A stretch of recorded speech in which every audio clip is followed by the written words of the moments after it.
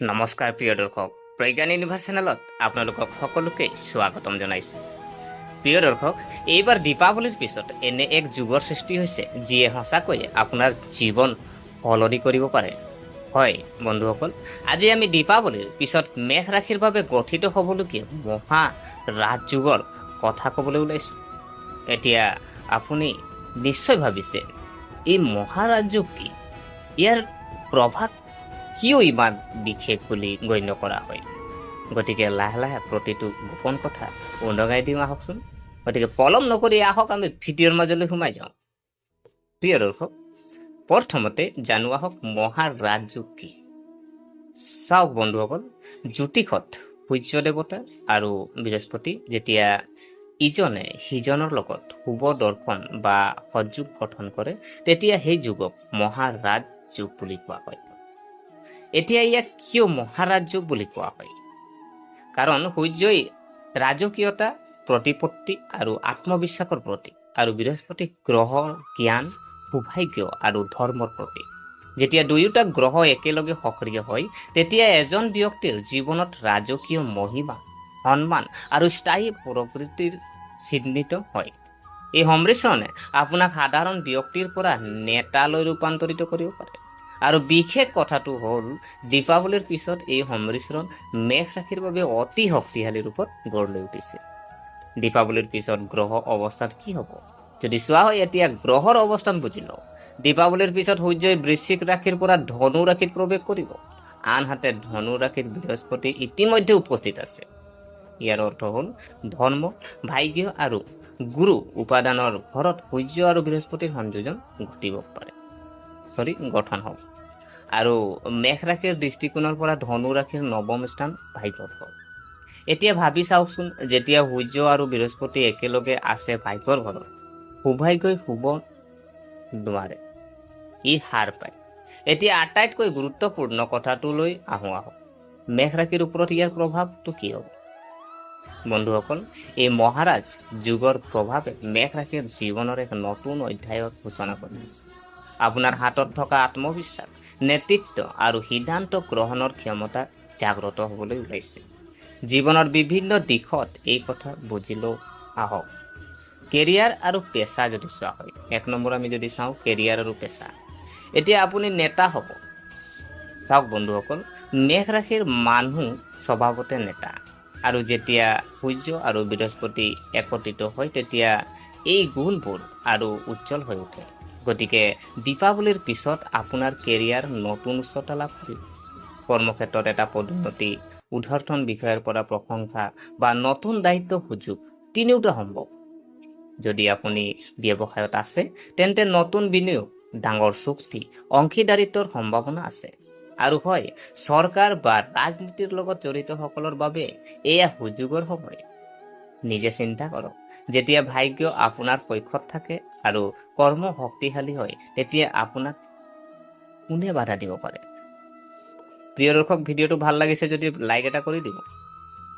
এতিয়া ধন আৰু লাভ, ভাগ্যৰ হল্ট মুকলি হ'বলৈ ওলাইছে।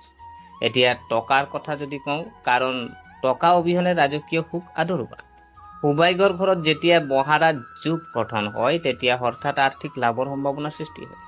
আপুনি হয়তো কিছুমান পুৰণি টকা পাব যিবোৰ আবদ্ধ হৈ আছিল, বা নতুন উৎস এটা মুকলি হ'ব যাৰ ফলত আপোনাৰ আয় বৃদ্ধি পাব। কিছুমানৰ বাবে এইবাৰ সম্পত্তি, সোণ বা শ্বেয়াৰ বজাৰৰ পৰাও লাভ হ'ব। ব্যৱসায়ীসকলৰ বাবে এই যুগ ষ্টক ক্লিয়াৰেন্স বা বৈদেশিক বাণিজ্যৰ পৰা লাভ কঢ়িয়াই আনিব। মাত্ৰ এটা কথা মনত ৰাখিব, যেতিয়া টকা আহে তেতিয়াই তাৰ কিছু অংশ ধৰ্মীয় কামত বিনিয়োগ কৰক। কাৰণ বৃহস্পতি গ্ৰহই সদায় শিকাইছে যে টকা গুণগত কামত ব্যৱহাৰ কৰিব লাগে। আমি 3 নম্বৰ যদি চোৱা হয়, প্ৰেম আৰু বৈবাহিক জীৱন, সম্পৰ্কত উষ্ণতা। এতিয়া হৃদয়ৰ কথা কওঁ। দীপাৱলীৰ পিছত গঢ় লৈ উঠা মেঘ মহাৰাজ যুগে আপোনাৰ প্ৰেম জীৱনলৈ নতুন মধুৰতা কঢ়িয়াই আনিব। যিসকল এতিয়ালৈকে কোনো সম্পৰ্কক লৈ অনিশ্চিত আছিল তেওঁলোকে এতিয়া স্পষ্টতা বিচাৰি পাব। অবিবাহিত ব্যক্তিৰ বাবে বিবাহৰ প্ৰস্তাৱৰ সৃষ্টি হোৱাৰ সম্ভাৱনা আছে। আৰু ইতিমধ্যে সম্পৰ্কত থকাসকলৰ বাবে যোগাযোগ আৰু সন্মান বাঢ়িব। বিবাহিত ব্যক্তিসকলৰ বাবেও এইটো এটা সুন্দৰ সময় হ'ব। আপুনি আপোনাৰ পত্নীৰ পৰা সমৰ্থন লাভ কৰিব আৰু ঘৰত সুখ বাঢ়িব। মাত্ৰ এটা কথা মনত ৰাখিব, সূৰ্যৰ প্ৰভাৱে কেতিয়াবা ইগোলৈ লৈ যাব পাৰে। গতিকে সম্পৰ্কত মই নহয়, আমি অনুভূতি বজাই ৰাখিবলৈ চেষ্টা কৰক। আমি যদি 4 নম্বৰ যদি চোৱা হয়, শিক্ষা আৰু কেৰিয়াৰৰ গঢ়া সফলতাৰ পদক্ষেপ। এইবাৰ মেষ ৰাশিৰ ছাত্ৰ ছাত্ৰীৰ বাবে কেকত আইচিং হ'ব। বৃহস্পতি গ্ৰহ জ্ঞানৰ গ্ৰহ আৰু সূৰ্যৰ আত্মবিশ্বাসৰ গ্ৰহ।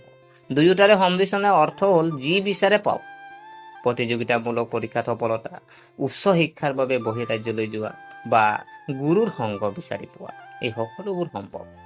কলা, বিজ্ঞান বা আধ্যাত্মিকতাৰ লগত জড়িত শিশুসকলে তেওঁলোকৰ প্ৰতিভা জিলিকি থকা দেখিব।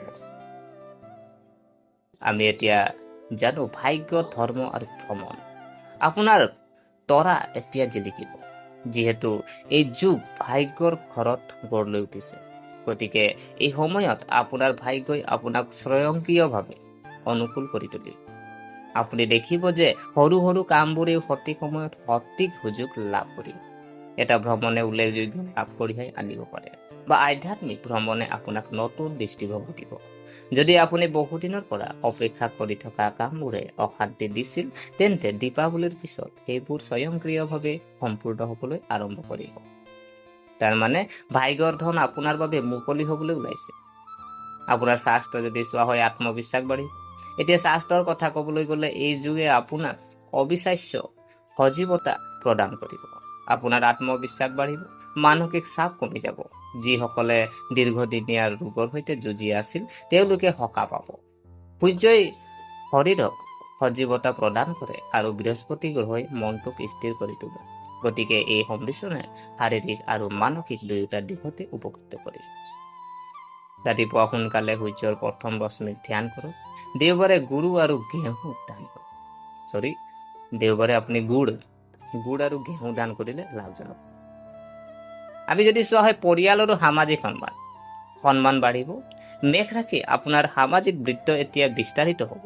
মানুহে আপোনাৰ মতামতক লৈ মূল্য দিব। পৰিয়ালত ধৰ্মীয় অনুষ্ঠান বা উদযাপনৰ সম্ভাৱনা থাকিব।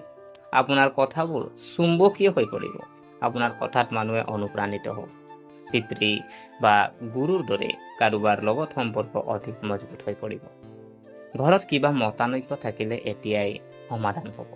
সামগ্ৰিকভাৱে আপুনি পৰিয়াল আৰু সমাজত মহাৰাজ হিচাপে স্বীকৃতি লাভ কৰিব। এতিয়া এই যুগৰ গভীৰ জুঠিক গোপনীয়তা আমি জানো আহকচোন। চাওক বন্ধুসকল, মংগল গ্ৰহ মেষ ৰাশিৰ শাসক। মংগল গ্ৰহৰ সূৰ্য আৰু বৃহস্পতি উভয়ৰে সৈতে গভীৰ সম্পৰ্ক আছে। তিনিওটা গ্ৰহ ৰাজ্য যুগ আৰু ধন যুগৰ কাৰক। গতিকে যেতিয়া সূৰ্য আৰু বৃহস্পতি মিলি মহাৰাজ যুগ গঠন কৰে, তেতিয়া মংগল গ্ৰহৰ তলত জন্ম লোৱাসকলে অৰ্থাৎ আপুনি মেষ ৰাশিয়ে সৰ্বাধিক লাভ কৰে। এই সময়ে আপোনাৰ ৰাশিফলত তিনিওটাকে সক্ৰিয় কৰিব। কৰ্ম, ভাগ্য আৰু আত্মবিশ্বাস, অৰ্থাৎ তিনিটা ইঞ্জিন একেলগে চলিব আৰু সফলতাৰ ৰেলগাড়ীখন পোনে পোনে নিজৰ লক্ষ্যলৈ দৌৰিব। মহাৰাজ যুগক শক্তিশালী কৰিবলৈ কি কৰিব? এতিয়া প্ৰতিকাৰৰ কথা কওঁ, কাৰণ গ্ৰহ সংযোগ হ'ব, কিন্তু সঠিক কাম কৰিলেহে ইয়াৰ প্ৰভাৱ বৃদ্ধি পাব পাৰি। আপুনি সূৰ্যদেৱৰ আমি প্ৰতিকাৰ যদি চাওঁ, এটা তামৰ পাতত আপুনি পানী ভৰাই সূৰ্যদেৱক আপুনি পানী আগবঢ়াওক। পানীত আপুনি গুড় আৰু ৰঙা ফুল আপুনি এপাহ দিব আৰু ওম ঘৃণী মনত ৰাখিব, ওম ঘৃণী সূৰ্যাই নম মন্ত্ৰ আপুনি 11 বাৰ জপ কৰক। আৰু ভগৱান বৃহস্পতিৰ প্ৰতিকাৰ যদি আপুনি কৰিব বিচাৰে, কাৰণ প্ৰতিকাৰ কৰিব লাগিব ফল পাবৰ কাৰণে, প্ৰতি বৃহস্পতিবাৰে হালধীয়া কাপোৰ পিন্ধিব আৰু হালধীয়া ফল, হালধি, আপুনি বুট দালি, আপুনি চেনি কল, এইখিনি হালধীয়া যিখিনি বস্তু এইখিনি আপুনি দান কৰিব পাৰে। আপুনি কোনো বিষ্ণু মন্দিৰত আপুনি দান কৰিব পাৰে, কোনোবা ব্ৰাহ্মণক দান কৰিব পাৰে। আৰু আপুনি যদি মন্ত্ৰ আপুনি জপ কৰিছে, ওম বৃহস্পতিয়ে নম মন্ত্ৰ আপুনি 108 বাৰ আপুনি মালা জপ কৰিব পাৰে। আপুনি দেওবাৰ আৰু বৃহস্পতিবাৰে এটা মন্দিৰত বন্তি জ্বলাওক। আপোনাৰ গুৰু, পিতৃ বা বয়োজ্যেষ্ঠসকলৰ আশীৰ্বাদ বিচাৰক। এই প্ৰতিকাৰসমূহে মহাৰাজ যুগক সক্ৰিয় কৰাই নহয়, ইয়াৰ মংগল বহু গুণে বৃদ্ধি কৰিব। এতিয়া আমি কি কি সাৱধানতা অৱলম্বন কৰিব লাগে আমি জানো আহক। বন্ধুসকল, প্ৰতিটো যুগৰ এটা ইতিবাচক দিশ থাকে, কিন্তু অলপ ভাৰসাম্য প্ৰয়োজনীয়। মহাৰাজ যুগৰ সময়ত অহংকাৰ বৃদ্ধি হ'ব পাৰে, কাৰণ সূৰ্যই আত্মবিশ্বাস আৰু মই এই যি জ্ঞান বৃদ্ধি কৰে। গতিকে এইটো মনত ৰাখিব, কাৰো লগত তৰ্ক বা বিতৰ্ক নকৰিব। পিতৃ বা শিক্ষকৰ লগত মতানৈক্য পৰিহাৰ কৰক। লোভ বা ক্ষিপ্ৰ লাভৰ বাবে কোনো ভুল সিদ্ধান্ত নল'ব। মনত ৰাখিব, সূৰ্য আৰু ন্যায়পৰায়ণ ৰজাইহে সফলতা লাভ কৰে। কোনে বেছি লাভৱান হ'ব? যদি চোৱা হয় ব্যৱসায়ী, নতুন ব্যৱসায়, নতুন প্ৰকল্প বা বিদেশী ক্লায়েণ্টৰ সৈতে সফলতা। নিয়োজিত লোক, প্ৰমোচন, প্ৰতিপত্তি, তেওঁলোকৰ বছৰ পৰা সমৰ্থন। আৰু ছাত্ৰ ছাত্ৰী, প্ৰতিযোগিতামূলক পৰীক্ষাত সফলতা, উচ্চ শিক্ষাৰ সুযোগ। আৰু গৃহস্থ, পাৰিবাৰিক সুখ আৰু সন্তানৰ প্ৰতি গৌৰৱ। আধ্যাত্মিক লোক, আধ্যাত্মিক অনুশীলনত সফলতা, ঈশ্বৰৰ গভীৰ অভিজ্ঞতা। গতিকে বন্ধুসকল, সামগ্ৰিকভাৱে দীপাৱলীৰ পিছত গঠিত মহাৰাজ যুগে মেষ ৰাশিৰ বাবে জীৱন সোণালী সময় কঢ়িয়াই আনিছে। এতিয়া আগুৱাই যোৱাৰ সময়। নিজৰ বিশ্বাস কৰক আৰু নিজৰ কৰ্মৰ লগত ভাগ্য সংযোজন কৰক। সূৰ্য আৰু বৃহস্পতি এই সংযোগে আপোনাৰ জীৱনত সন্মান, সমৃদ্ধি, সফলতাৰ নতুন দুৱাৰ মুকলি কৰিব। গতিকে বন্ধুসকল, সেইটোৱে আছিল আমাৰ আজিৰ বিশেষ ভিডিঅ', দীপাৱলীৰ পিছত মেষ ৰাশিৰ বাবে মহাৰাজ যুগৰ প্ৰভাৱ। যদি ভিডিঅ'টো ভাল লাগিলে তলত কমেণ্ট কৰি লিখিব জয় শ্ৰী গণেশ। ভিডিঅ'টো লাইক কৰক, শ্বেয়াৰ কৰক, যাতে অধিক মেষ ৰাশিয়ে এই শুভ সময়ৰ বিষয়ে জানিব পাৰে। আৰু চেনেলটো ছাবস্ক্ৰাইব কৰিবলৈ নাপাহৰিব, যাতে আগলৈ এনে জ্যোতিষৰ ভিডিঅ' প্ৰথমে লাভ কৰিব। ধন্যবাদ। জয় শ্ৰী গণেশ।